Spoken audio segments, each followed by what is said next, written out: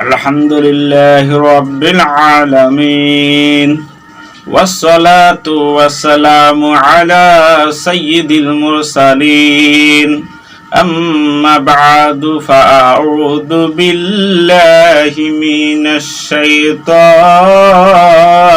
রাজীম বিসমিল্লাহির রহমানির রহিম সল্লু আলাল হাবিব সাল্লাল্লাহু তাআলা আলা মুহাম্মদ।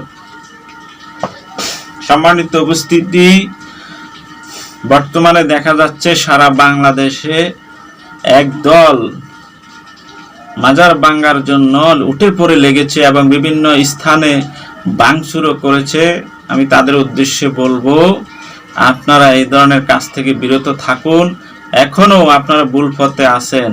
ইসলাম এটা আমাদেরকে শিক্ষা দেয় না।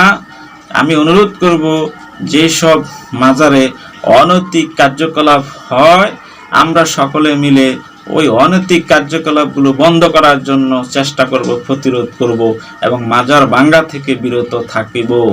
সকলের প্রতি এই অনুরোধ রইল। আসসালামু আলাইকুম ওয়া রাহমাতুল্লাহি ওয়া বারাকাতুহু।